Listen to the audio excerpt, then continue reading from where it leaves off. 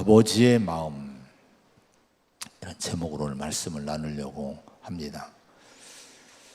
하나님 마음이 어떤 마음인지를 우리가 아는 것이 신앙입니다. 성도의 우리 마음이 되어야 될 줄로 믿습니다. 오늘 말씀이 주시는 이 은혜를 마음에 담고 이제 하나님 마음을 품고 갈 수 있는 저와 여러분 되기를 축복합니다. 19절과 20절의 말씀을 한번 같이 봉독을 하겠습니다. 19절과 20절입니다. 시작. 사독의 아들 아히마아스가 이르되 청하건대 내가 빨리 왕에게 가서 여호와께서 왕의 원수 갚아주신 소식을 전하게 하소서. 요압이 그에게 이르되 너는 오늘 소식을 전하는 자가 되지 말고 다른 날에 전할 것이니라. 왕의 아들이 죽었나니 내가 오늘 소식을 전하지 못하리라 하고. 자, 이 상황이 어떤 상황입니까? 계속 우리가 사무엘서를 보고 있는데 이 상황은 이제 압살롬, 다윗 왕의 아들 압살롬이 반란을 일으켜요. 쿠데타를 일으킵니다. 아버지를 왕자에서 몰아내요. 아버지 다윗이 도망을 갑니다. 끝까지 아들 압살롬의 군대는, 정권은 아버지 다윗을 죽이려고 그래요. 그래야 완전히 이 반역의 쿠데타가 정리가 되기 때문에.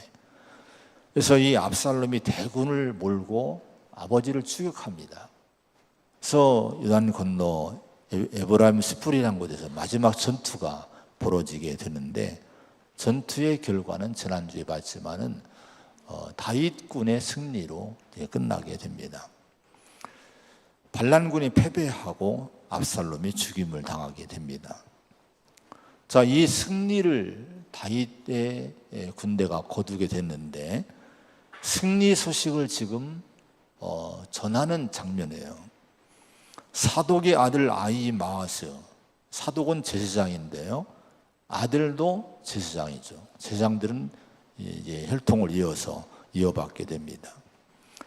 근데 이 아히마아스가 이제 이 승리의 소식을 다윗 왕에게, 또 성에서 기다리는 백성들에게 자기가 전하기를 원해서 총사령관인, 군대 장관인 요압에게 허락을 구합니다.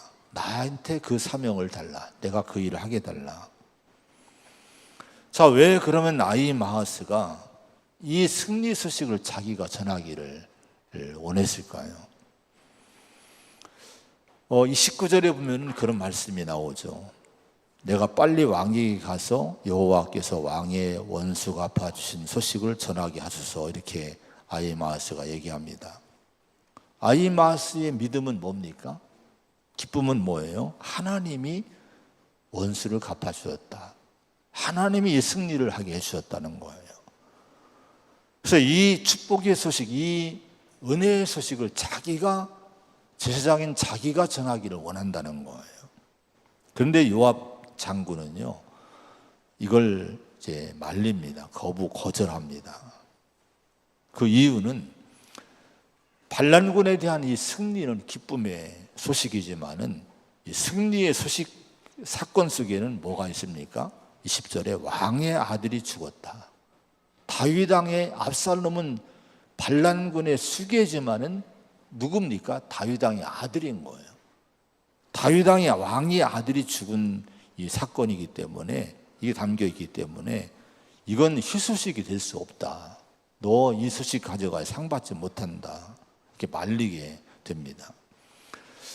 대신에 요압 장군은 누구를 보내는 거 아니? 21절에 보면은 구스 사람에게 이 심부름을 보내요. 네가 가서 승리 소식을 전해라. 구스 병사, 구스는 우리 성경에서 이디오피아 쪽에 있는 어떤 그 이방인을 얘기합니다. 아마 이 사람은 노예로 팔려왔든지 노예로 끌려왔든지 그랬다가 이 병사가 돼서 다윗 편에서 싸웠던 이름 없는 병사로 해석이 돼요. 자, 이 구스 병사에게 요압은 이 소식을 전하라고 이제 심부름을 보내게 됩니다. 그 구스 병사가 이 사명을 받고 달려가게 됩니다. 자, 그런데 여러분, 왜 지금 요압이 아히마아스를 보내지 않고 이름 없는 이방인 병사에게 보냈을까? 이 심부름은 위험한 일입니다, 실은요. 왜 그런 거 하니? 사무엘하 1장에 보면은 이런 사건이 있었어요. 사울왕이 이제 그 블레셋과의 전투에서 사울왕과 그 아들들이 전부 죽어요. 그 소식을 아말렉 이방인 청년이 다윗에게 소식을 전하는데 내가 죽였다고 공로를 차지하려고 그렇게 보고를 합니다. 그때 이 아말렉 청년을 처형해요. 네가 어찌해서 손을 들어 여호와의 기름 부음 받은 자 죽이기를 두려워하지 아니하였느냐 하고 다윗은요 승리의 소식을 가져왔지만 그 아말렉 청년을 처형합니다. 여러분, 이런 사건이 있었기 때문에 요압은 이걸 아는 거예요. 위험한 이 보고가 될 수 있는 거예요. 그래서 이걸 아히마아스 제사장에게 맡기지 않고 이방인 출신 병사에게 맡기게 됩니다. 전쟁의 이 전투에 나갈 때에 다윗이 신신당부했죠. 요압을 비롯해서 아비새 장군이나 이때 장군에게 또 모든 군인들에게 부탁을 다윗이 합니다. 싸우긴 싸우는데 젊은 압살롬을 너그러이 대우하라. 나를 위해서. 이런 당부를 합니다. 자, 젊은 압살롬을 너그러이 대우하라는 것은 발란군을 이 압살롬이 얼마나 나쁜 아들입니까? 아버지를 죽인다고 하는, 아버지를 왕좌에 쫓아낸 인물이에요. 나라를 혼란스럽게 한 인물입니다. 근데 젊은 압살롬이란 거예요. 젊은 소년이란 거예요. 아직 실은 소년은 아니에요. 30대가 된 이 압살롬인데 다윗은 아버지 마음으로 그렇게 얘기한 거예요. 철없는 아직 아들이다. 그러니까 너그럽게 대우해줘라, 용서해줘라, 살려줘라, 이렇게 부탁을 하고 전적에 내보낸 거예요. 근데 요압은요 장군입니다. 총사령관인 거예요. 반란군이 완전히 제압돼야 나라가 혼란이 잠재워지게 되지 않습니까? 그래서 이 요압은요 압살롬 왕자를 거침없이 죽이는 거예요. 그 아버지 다윗이 살려주라고 했는데 요압은 죽입니다. 그래서 반란이 진압돼요. 이스라엘 혼란은 그칠 수 있었어요. 그런데 요압의 마음에는 꺼림칙하죠. 왕인 다윗이 살려주라고 했는데 자기가 그 말을 안 듣고 이 압살롬을 죽인 이 사건이 얼마나 다윗의 마음에 아픔을 줄 것인가, 이걸 요압은 알고 있었던 거예요. 그래서 이 승리의 소식은 기쁜 소식이지만은 다윗 왕에게는 자신의 아들이 죽임을 당하는 가슴을 찢는 슬픈 소식이기 때문에 이건 기쁨의 소식이 아니다. 그래서 아히마아스 제사장에게 이 심부름을 안 보내고 구수병사를 보내게 된 거예요. 그런데 이 심부름을 하러 이방인 구수병사가 출발합니다. 그러면 상황이 끝난 거예요. 전하면 되는 거예요. 그런데 22절, 23절에 보면요 아히마아스가 또 나서요. 한번 읽어보겠습니다. 여기 22절, 23절 시작. 사독의 아들 아히마아스가 다시 요압에게 이르되 청하건대 아무쪼록 내가 또한 구스 사람의 뒤를 따라 달려가게 하소서 하니 요압이 이르되 내 아들아 너는 왜 달려가려 하느냐, 이 소식으로 말미암아서는 너는 상을 받지 못하리라 하되 그가 한사코 달려가겠노라 하는지라. 요압이 이르되 그리하라 하니 아히마아스가 들길로 다름질하여 구스 사람보다 앞질러 가니라. 이 아히마아스가 집요합니다. 다시 이미 심부름을 보낸 사람이 있는데 나도 가게 해달라는 거예요. 이 승리의 소식을 전하러. 여기 22절에 사독의 아들 아히마아스가 다시 요압에게 이르되 청하건대 아무쪼록 내가, 이런 말씀이 나와요. 아무쪼록 내가 구스 사람의 뒤를 따라가 달려가게 해달라. 아무쪼록이라는 것은요 그냥 아무쪼록이라고 번역했지만 히브리어에 보면요 강한 요구입니다. 어떤 일이 일어날지라도 내가 이 일을 하겠다는 거예요. 어떤 일이 있어도 나는 당신이 말려도 나는 이 일을 내가 해야 되겠다는 거예요. 이렇게 강한 의지 가지고, 굳은 의지 가지고 요압에게 요청을 합니다. 그 마음을 알고요, 이 요압은 허락을 해요. 그래, 뭐 상 받을 일은 없지만 할 수 없지. 그리고 아히마아스도 너도 가, 이렇게 보내게 됩니다. 그래서 아히마아스도 구스 병사의 뒤를 따라서 이 승리 소식을 전하러 다윗이 있는 성으로 달려가게 되는 거예요. 이때 다윗은 어떤 상태에 있었을까요? 24절의 말씀 보면은 다윗이 어떤 상태로 있었는가를 보여주는 말씀이 나옵니다. 한번 같이 24절의 말씀 보겠습니다. 시작. 때에 다윗이 두문 사이에 앉아 있더라. 파수꾼이 성문 위층에 올라가서 눈을 들어 보니 홀로 달려오는지라. 자, 다윗은 마하나임의 성 두문 사이에 앉아 있더라는 거예요. 두문 사이에. 자, 이 두문 사이라는 것이 뭘까요? 두문 사이. 고대 성을 보면요, 성문이 외문과 내문이 있어요. 두 개의 구조로 되어 있어요. 그 외적인 바깥 문이 대적에게 이제 돌파가 당하면은 성이 돌파당하면 안 되니까 또 다시 내문이 있는 거예요. 그래서 여기 이중으로 방어할 수 있도록 구조를 만든 거예요. 근데 그 사이에 공간이 있지 않겠습니까? 외문과 내문 사이 공간, 여기에 다윗이 신하들과 함께 자리를 잡고 여기에 앉아 있었는데, 여기에 앉아 있더라 이 말씀도 보면요, 그냥 앉아 있던 것이 아니에요. 거주한다. 오랫동안 거기 살았다는 거예요. 그러니까 전투가 벌어지는, 전쟁이 나가고 자기 병사들이 그 소식이 올 때까지 이 자리를 떠나지 않고 애타게 목마르게 다윗은요, 이 소식을 기다리고 앉아 있었음을 여기서 이제 표현하는, 그 상황을 기록해 놓은 것이 이 말씀인 거예요. 그런데 다윗이 기다린 소식이 뭘까요? 반란군과의 전투에서 승리를 거두었다는 소식을 듣고 싶어서 거기 애타게 기다리고 앉아 있었을까요? 물론 여러분, 자기 군대를 반란군과 싸우도록 보냈을 때는 승리를 기대하고 보낸 거예요. 여러분, 그렇지만 과연 이 다윗이 이 승리에 목말라서 승리한 소식이 오기만을 기대하면서 이 성문을 떠나지 않고 거기에 다윗이 과연 머물러 기다리고 있었을까? 여러분, 실은 그렇지 않은 걸 우리가 보게 됩니다.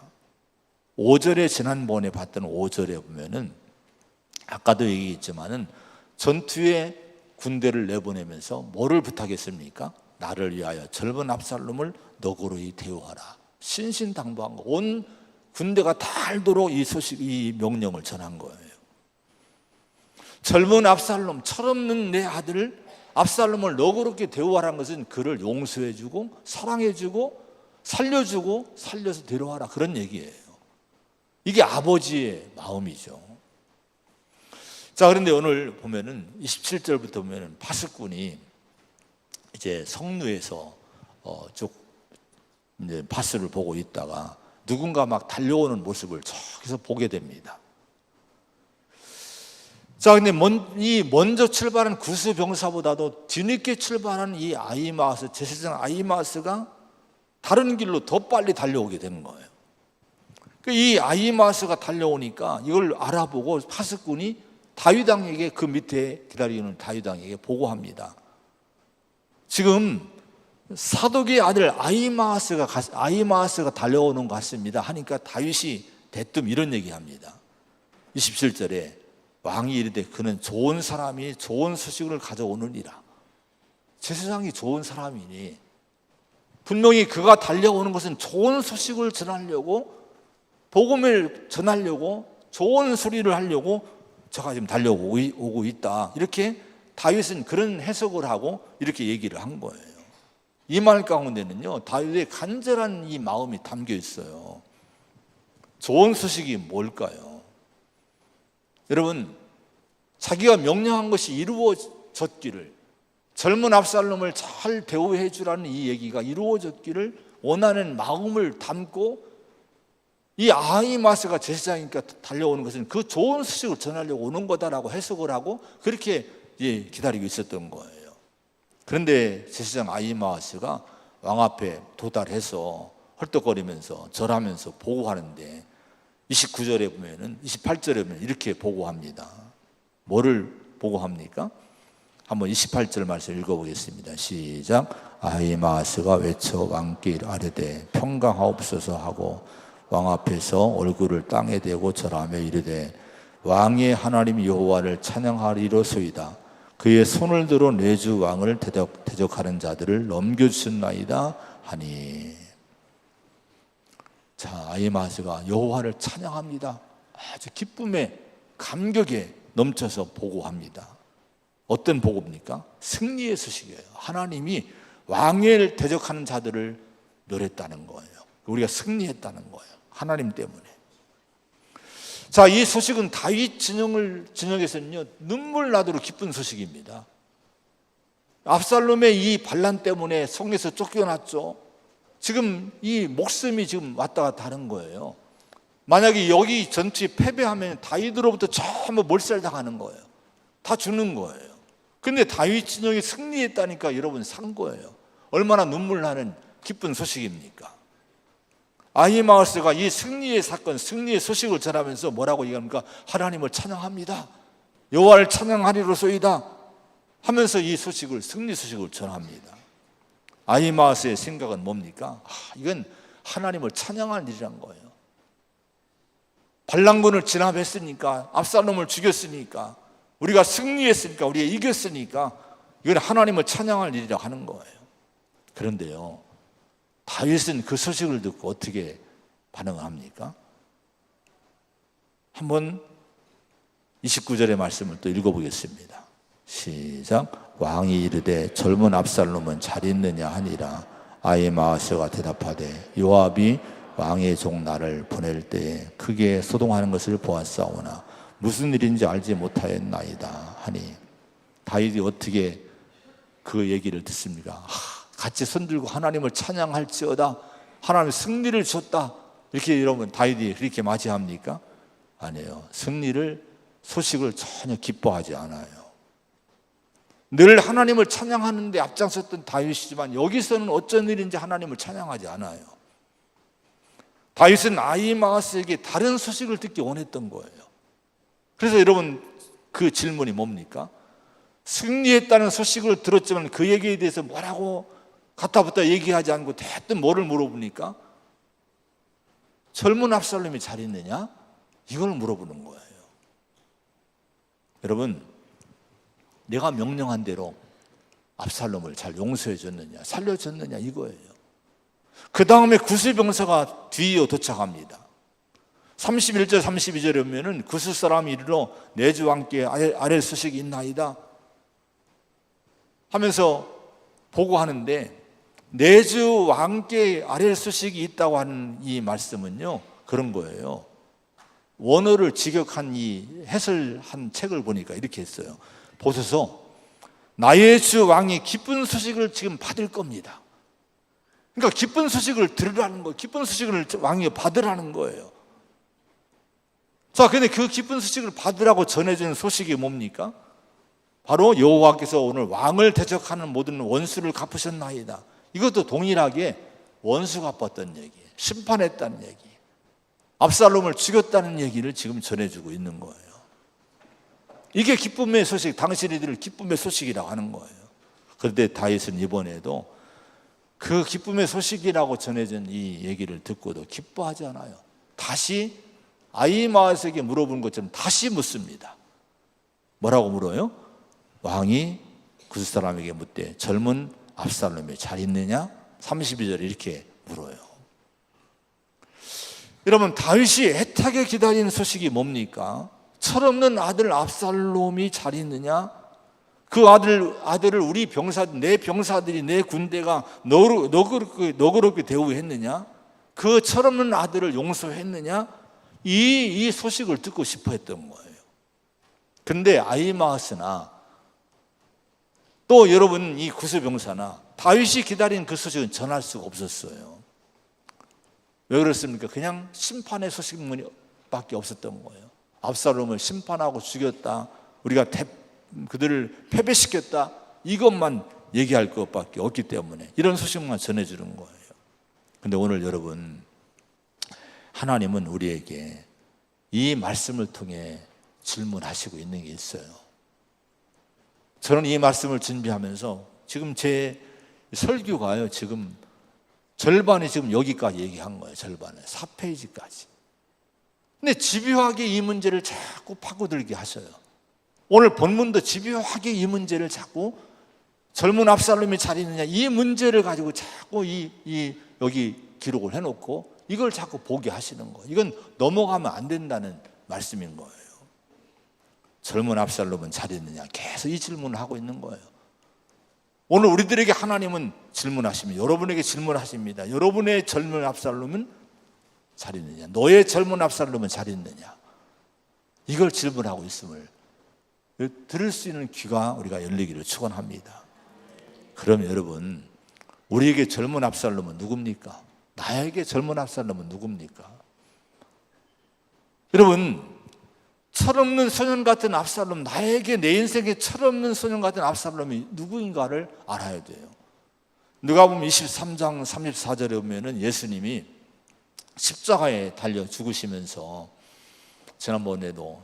지난주에도 나눌 말씀이지만은, 자신이 죽어가면서 자신을 못 박아 죽이는 밑에서 희덕거리고 있는 이 로마 병정들을 바라보면서 주님이 뭐라고 기도했습니까? 아버지, 저들을 사하여 주옵소서. 자기들이 하는 것을 알지 못하나이다, 이렇게 기도했어요.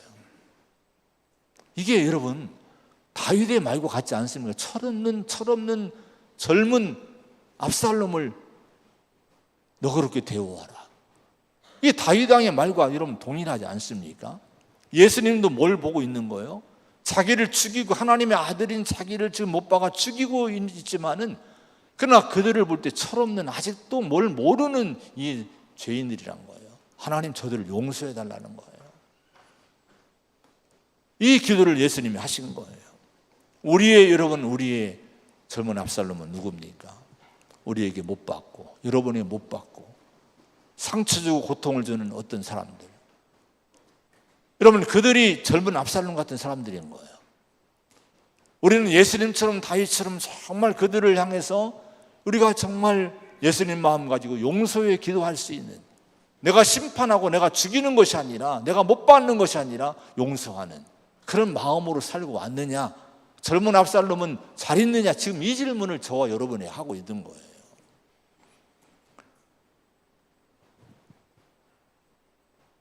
요한복음 3장 16절에 보면은, 하나님의 세상을 이처럼 사랑하사 독생자를 주셨으니 이는 그를 믿는 자마다 멸망하지 않고 영생을 얻게 하려 하심이라. 하나님이 그 아들을 세상에 보내신 것은 세상을 심판하려 하심이 아니요 그로 말미암아 세상이 구원을 받게 하려 하심이라. 여러분, 여기 이 복음이지 않습니까? 이게 좋은 소식이지 않습니까? 자, 죄인들임에도 불구하고 그들을 심판하시기보다도 하나님이 독생자를 보내신 이유가 뭐예요? 구원하기를 원하신다는 거예요. 심판하려 하심이 아니요 세상을, 그로 말미암아, 예수님으로 말미암아 세상이 구원받게 하기 위해서 독생자를 사랑으로 보냈다고 주님 하나님 말씀하십니다. 여러분, 그 하나님이 사랑하신 사람들이 젊은 압살롬들인 거예요. 우리가 볼 땐 심판하고 싶잖아요. 우리가 볼 때는 빨리 저들을 처단하고 싶잖아요. 근데 하나님의 마음은 뭡니까? 그들이 심판받는 걸 원치 않으시는 거예요. 그래서 독생자를 보내신 거예요. 그들이 구원받기를 원하신다는 거예요. 우리가 이 마음으로 이 땅을 살았느냐, 너의 젊은 압살롬은 지금 잘 있느냐, 이 질문을 우리에게 하고 있는 거예요. 누가복음 15장 20절부터 보면은 탕자에 대한 얘기가 나옵니다. 너무 잘 아는 말씀이잖아요. 아버지의 마음을 여러분 얼마나 아프게 찢어놨습니까? 재산을 갖고 다 멀리 먼 땅으로 도망가서 허랑방탕하고 탕진한 아들이에요. 그 아들에게 여러분 상처받을 마음 일도 많겠지만, 아버지는 그렇지 않아요. 계속 아들을 기다리는 거예요. 아들이 떠나는 그 길을 바라보며 기다리고 있는 거예요. 어느 날 그 아들이 돌아와요. 거지가 돼서 허랑방탕하고 다 탕진하고 돌아옵니다. 근데 쫓아나가요. 쫓아나가서 너 이놈 너 이거 봐라 이놈아, 내 말 안 듣더니 너 꼴 좋다. 여러분 이렇게 율법주의를 심판하고 조목조목 따졌습니까? 아니에요. 천천히 여기서 안아준 거예요. 옷을 입혀주고 송아지 잡고 가락지를 껴주고 여러분 목욕시켜주고 아들로 다시 받아주신 거예요. 여러분 이게 누굽니까? 이 철없는 아들이 젊은 압살롬인 거예요. 여러분 다윗의 마음, 이 아버지의 마음, 이것이 하나님의 마음인 줄로 믿습니다. 젊은 압살롬이 잘 있느냐, 이 질문을 계속 오늘 본문하고 있는 건 뭡니까? 우리들에게 이렇게 이런 마음으로, 아버지의 마음으로 우리가 살았느냐, 이걸 우리에게 질문하고 있는 거예요. 오늘 우리는 하나님 앞에 어떤 수식을 갖고 우리 나오고 있습니까? 다윗은 자기 병사들로부터 승리 수식을 넘어서 철없는 압살롬을 너그럽게 대우하라는 용서와 사랑을 실천한 소식을 듣기를 간절히 원하고 기다리고 있는데, 그들이 안타까운 것은 가져온 소식은 뭐예요? 승리의 소식뿐인 거예요. 심판했다는 거예요. 처리했다는 거예요. 압살롬을 죽였다는 거예요. 이제는 우리가 이겼다는 거예요. 이 소식만 전해오고 있는 거예요. 여러분 이 소식을 듣고 다윗이 아이 마하스처럼 여호와를 찬양할지어다 막 찬양하고 기뻐합니까? 아니에요. 33절의 말씀 한번 읽어보면 33절 다윗의 마음이 어떤 마음이었는지 아버지의 마음을 잘 표현할 말씀입니다. 시작. 왕의 마음이 심히 아파 문 위층으로 올라가서 우니라. 그가 올라갈 때 말하기를 내 아들 압살롬아, 내 아들 압살롬아, 차라리 내가 너를 대신하여 죽었다면 압살롬 내 아들아 하였더라. 다윗의 마음에 승리의 기쁨이 있습니까? 아니에요.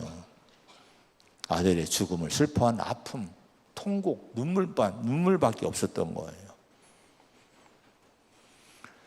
고린도서 1장 11절에 보면요, 내 형제들아 글로에의 비편으로 너희에 대한 말이 내게 들리니, 이런 얘기가 나와요. 고린도 교회에 대한 소식이 바울에게 들려옵니다. 그 소식이 어떤 소식입니까? 곧 너희 가운데 분쟁이 있다는 것이라. 바울이 듣기를 원했던 소식이 뭘까요?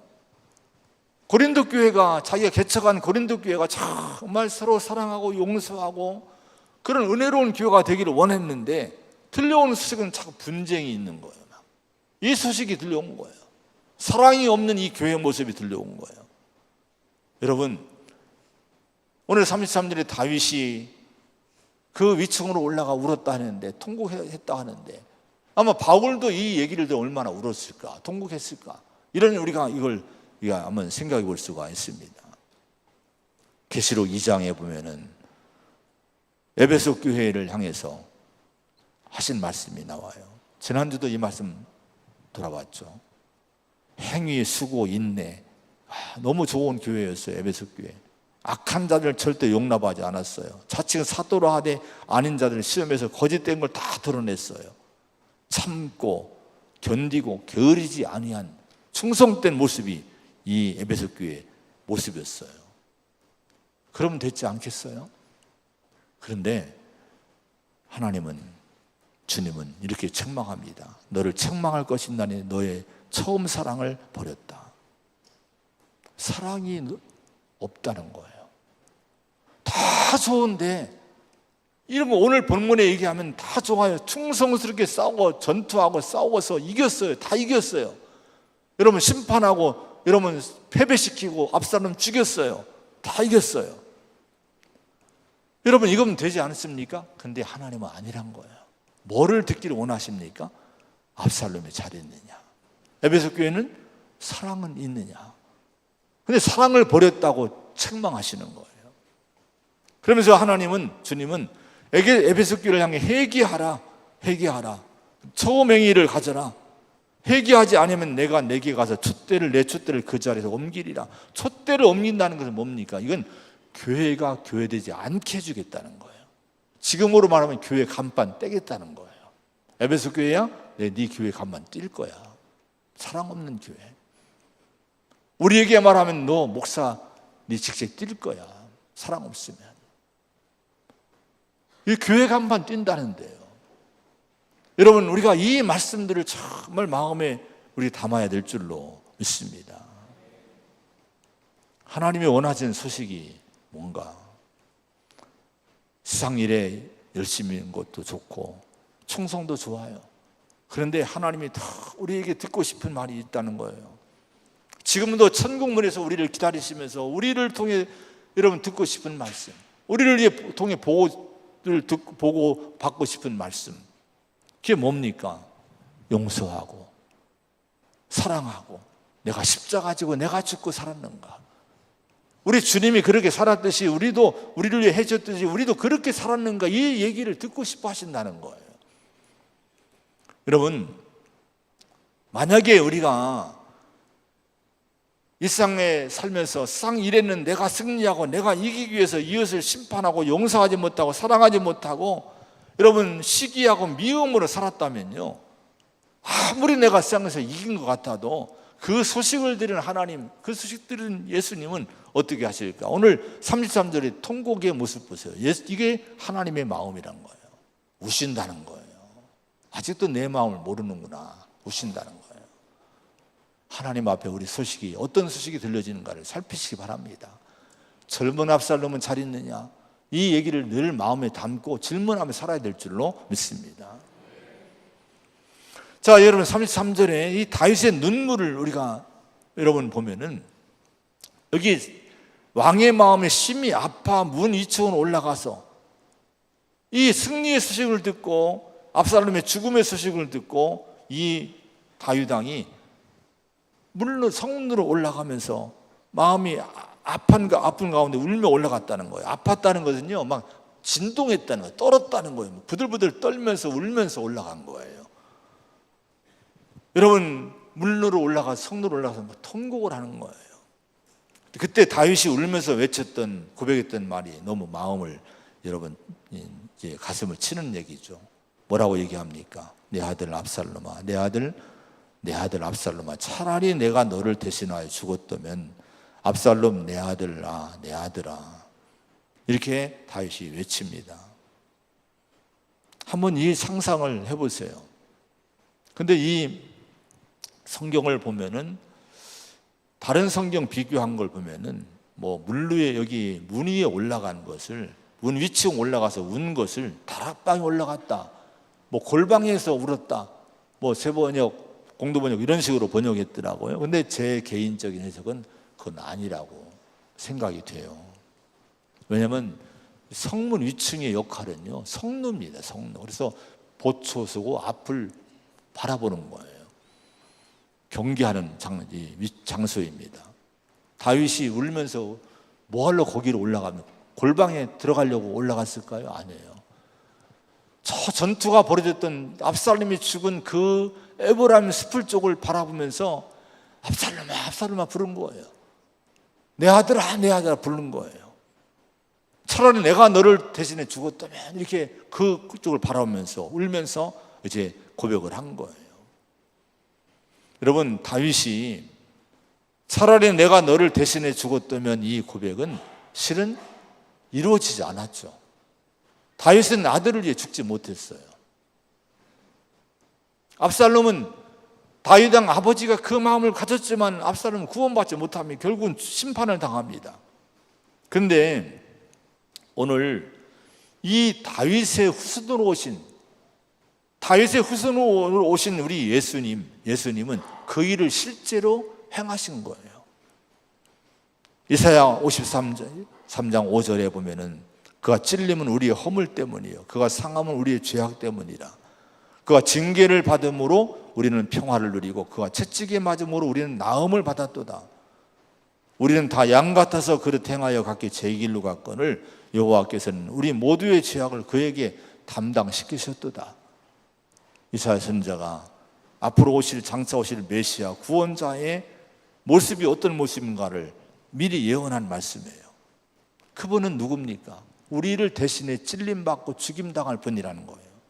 그래서 우리가 그래서 나음받고 우리가 회복되는 은혜를 입을 거라는 거예요. 자, 이 예언대로 우리 주님이 이 땅에 오셨는데, 주님이 오셔서 우리를 위해서 십자가 지시고 내 대신 십자가에 죽으시고, 이 사건을 여러분 성경은 기록하면서 이렇게 말씀들 합니다.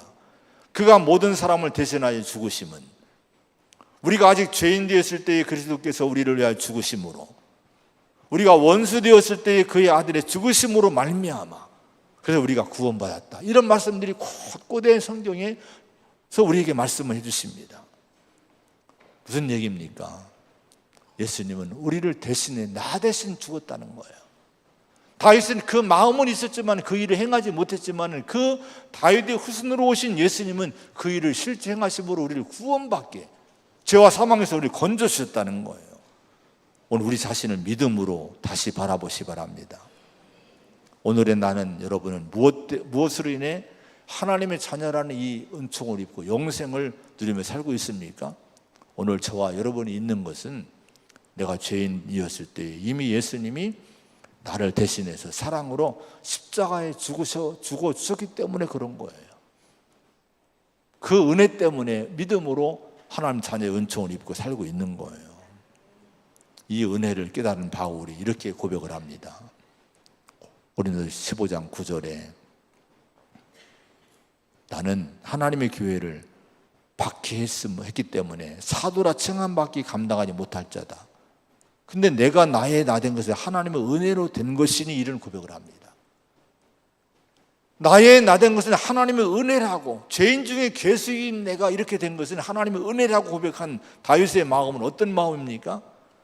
예수님의 은혜, 나 대신 십자가에 오르신, 저주받으신, 죽음 나가신 하나님의 은혜, 예수님의 은혜를 마음속에 깊이 깨닫는 은혜가 있기 때문에 이 고백이 나올 수 있었던 거예요. 여러분, 나의 나 된 것은 하나님의 은혜로 된 것이니 찬양을 우리가 많이 하잖아요. 근데 정말 여러분이 홀로 있을 때, 혼자 무릎 꿇고 기도할 때 눈물로 감격스럽게 나의 나 된 것은 하나님의 은혜입니다라고 고백한 적이 있습니까? 그건 아무나 못해요.